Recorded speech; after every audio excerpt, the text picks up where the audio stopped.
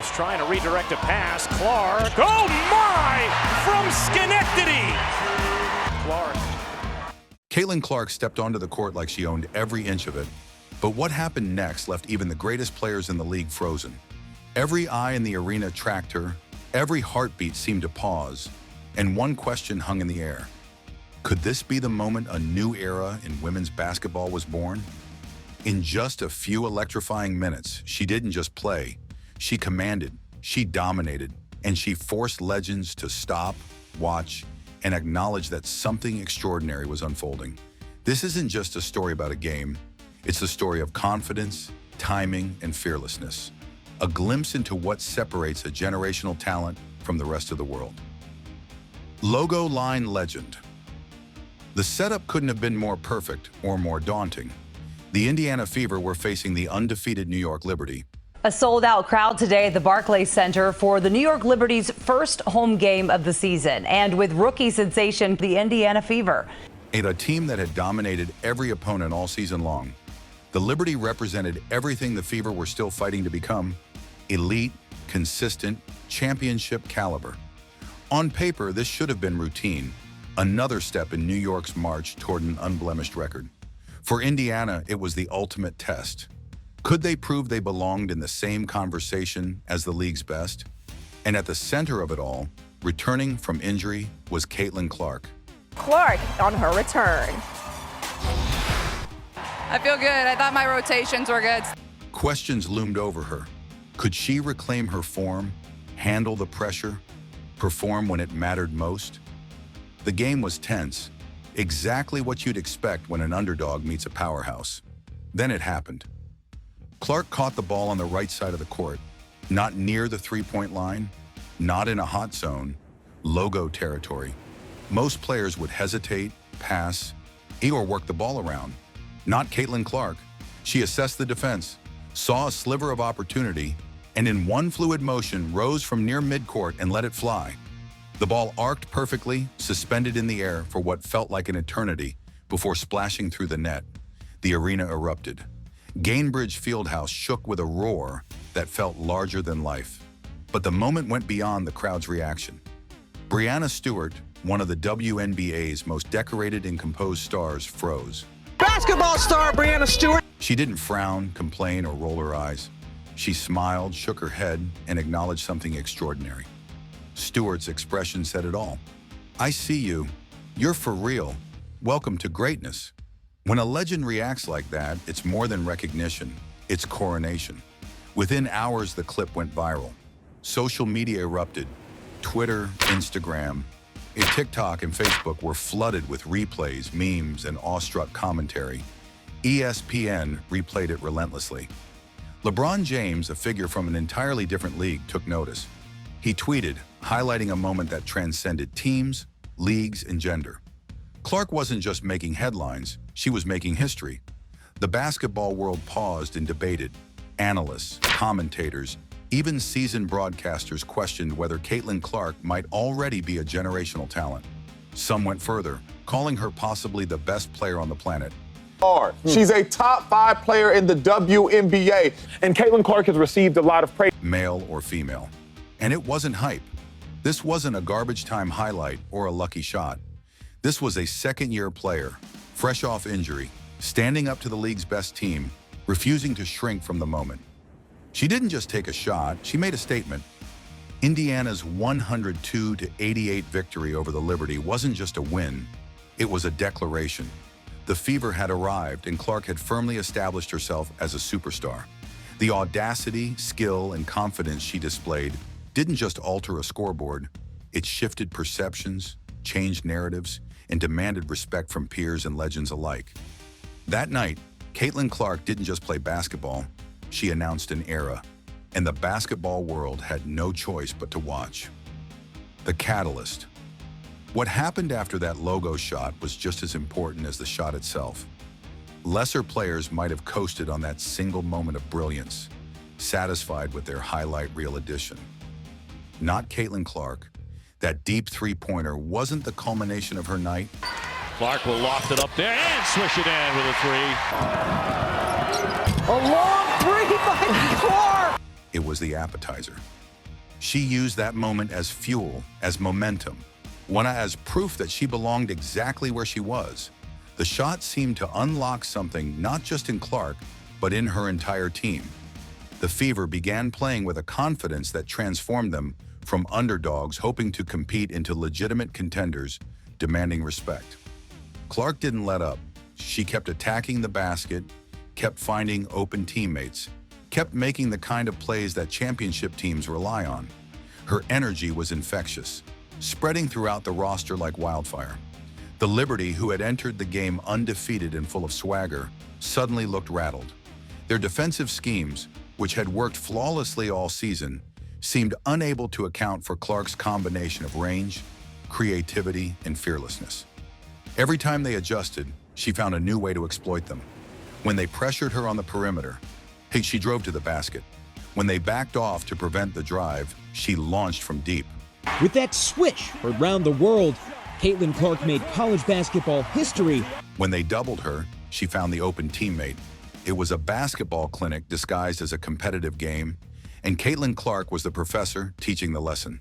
The crowd fed off her energy, creating an atmosphere that felt more like a playoff game than a regular season matchup. You could feel the momentum shifting with every possession, every made basket, every defensive stop. Clark's performance went beyond the stat sheet, though her numbers were certainly impressive. It was about how she carried herself, how she communicated with teammates, how she remained calm under pressure while simultaneously playing with an aggressive edge. There's a maturity to her game that belies her youth and experience level. She plays like someone who's been in these situations 1,000 times before, even though she's still early in her professional journey. That combination of youthful fearlessness and veteran poise is extremely rare. Most young players need years to develop that kind of mental toughness. Clark seems to have been born with it, or developed it through her incredible college career, where she faced enormous pressure and expectations on a nightly basis. The impact extended beyond just Clark's individual brilliance. She elevated everyone around her. Teammates who might have been nervous about taking big shots suddenly had the green light and the confidence to pull the trigger. The offensive spacing improved because defenses had to account for Clark's ability to score from anywhere on the court. Or defensive rotations became crisper because the team played with heightened energy and focus. This is what truly great players do. They make everyone around them better. Michael Jordan did it, LeBron James does it, Stephen Curry does it, and now Caitlin Clark is showing that same ability to elevate an entire team's performance through sheer force of will and talent. Teamwork triumphs. While Caitlin Clark's individual performance grabbed headlines and dominated social media conversations, the complete destruction of the previously undefeated Liberty required a total team effort. The final score of 102-88 wasn't just a win, it was a statement. It was a blowout that announced the Fever's arrival as legitimate contenders. And while Clark was undoubtedly the catalyst, she had plenty of help in dismantling one of the league's most formidable teams. Kelsey Mitchell proved why she's one of the most dangerous scorers in the WNBA. Kelsey Mitchell's always been a bucket, and her semifinals debut was the most prolific in WNBA history. After a relatively quiet first quarter, Mitchell found her rhythm and absolutely caught fire. She finished with 22 points, but it wasn't just the quantity that mattered, it was the timing. Every time the Liberty tried to mount a comeback, every time they showed signs of finding their footing, Mitchell was there to knock down a dagger three-pointer or drive to the basket for a crucial layup. Her ability to score in bunches is remarkable, and on this particular night, she seemed to have an answer for every defensive adjustment New York threw at her. The chemistry between Clark and Mitchell was particularly noteworthy. They fed off each other's energy, creating a dynamic backcourt duo that the Liberty simply couldn't contain. When defenses focused too heavily on Clark, Mitchell made them pay. When they shifted attention to Mitchell, Clark exploited the openings. This kind of symbiotic relationship between star players is what championship teams are built on. They weren't competing for shots or glory. They were working together to tear apart a defense that had stymied every other team they'd faced this season. Sydney Colson provided exactly the kind of spark that championship teams need from their role players. Yeah, the Colson veteran who was in Vegas won some championships. Coming off the bench, she immediately made her presence felt with hustle plays that don't always show up on the stat sheet, but are absolutely crucial to winning basketball games. Colson drew fouls, crashed the boards, dove for loose balls, and played with the kind of energy that inspires teammates and frustrates opponents. Her ability to impact the game without necessarily scoring big numbers demonstrates the kind of basketball IQ and selflessness that coaches dream about. Then there's the historic three-point shooting display that will be remembered for years to come. The Fever set a franchise record by connecting on 17 three-pointers, an absolutely staggering number that reflects both excellent shot selection and exceptional execution. They shot 48% from beyond the arc, which is elite by any standard. Meanwhile, the Liberty could only manage 20% from three-point range.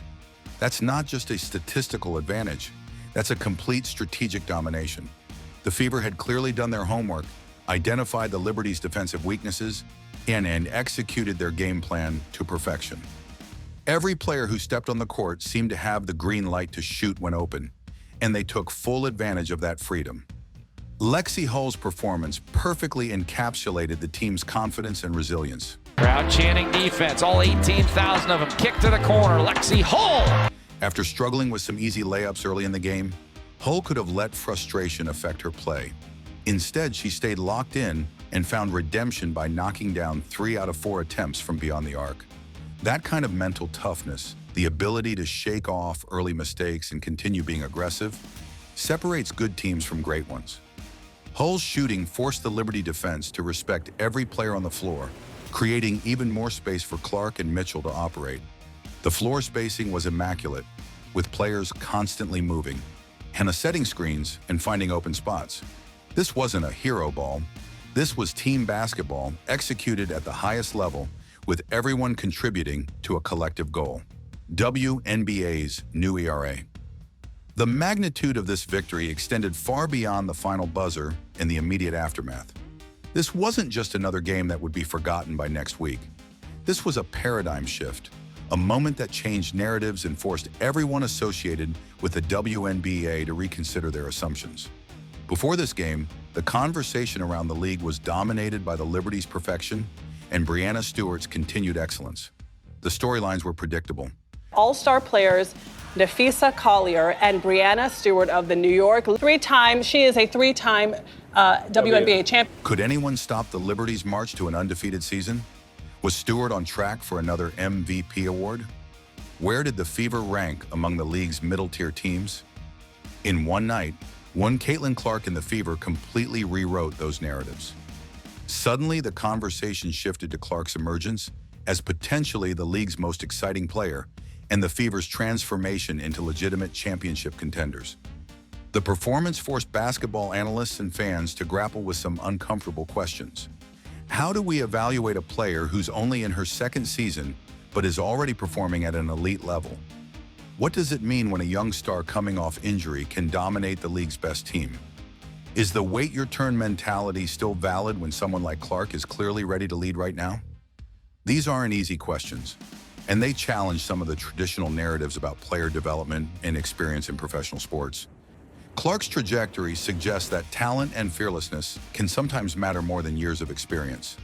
Her willingness to take the big shot, to trust her abilities even in high-pressure situations, reflects a confidence that typically takes years to develop. The fact that she already possesses it suggests we might be witnessing something truly special, a once-in-a-generation talent who's already operating at a level that most players never reach. The social media explosion following the game demonstrated just how much attention Caitlin Clark is bringing to women's basketball. Clark is helping to transform women's sports while inspiring legions of fans. The engagement numbers were remarkable, with fans from all backgrounds and demographics discussing her performance. This wasn't just WNBA fans having a conversation among themselves.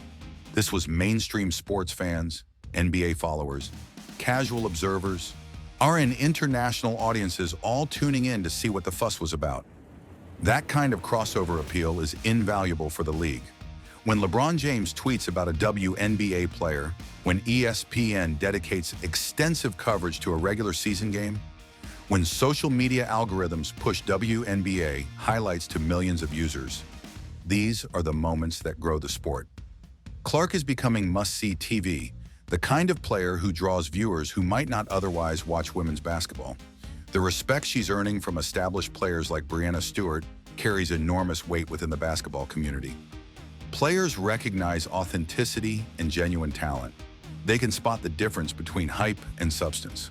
When someone of Stewart's caliber publicly acknowledges another player's greatness, it sends a message to everyone paying attention. It says this isn't manufactured excitement or media-created drama. This is real basketball excellence that deserves recognition and respect. That kind of peer validation can't be bought or fabricated.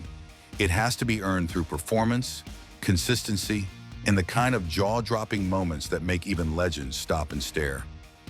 The future is now. So where does Caitlin Clark go from here? That's the question everyone's asking. And the scary truth is that she might just be getting started. This performance against the Liberty wasn't an anomaly or a lucky night where everything happened to fall into place. It was a demonstration of who she is as a player: fearless, talented, clutch, and ready for the biggest moments. The injury that sidelined her earlier could have been a setback that derailed her momentum. Instead, she used it as motivation, coming back stronger and more determined than before. 5 games with the injury, the quad, keeping Caitlin Clark on the sidelines, but Trevor, she was back. That kind of mental resilience, combined with her physical talents, creates a player who's genuinely scary to face in competition. Defenses now have to account for her range extending to the logo, her ability to create for teammates, her willingness to attack in transition, and her clutch gene that seems to activate when games are on the line. The Fever organization has to be thrilled with how their young star is developing. Building a championship team around a player like Clark becomes significantly easier when she's already performing at this level. You don't have to wait and hope for potential to develop. She's already delivering results right now. When the supporting cast around her seems to understand their roles and play with confidence when she's on the court. That chemistry and cohesion typically takes years to develop. The fact that it's already present suggests this team could make serious noise not just this season, but for years to come. The franchise record for three-pointers in a game isn't just a fun statistical footnote. It represents a style of play, an offensive philosophy that modern basketball rewards.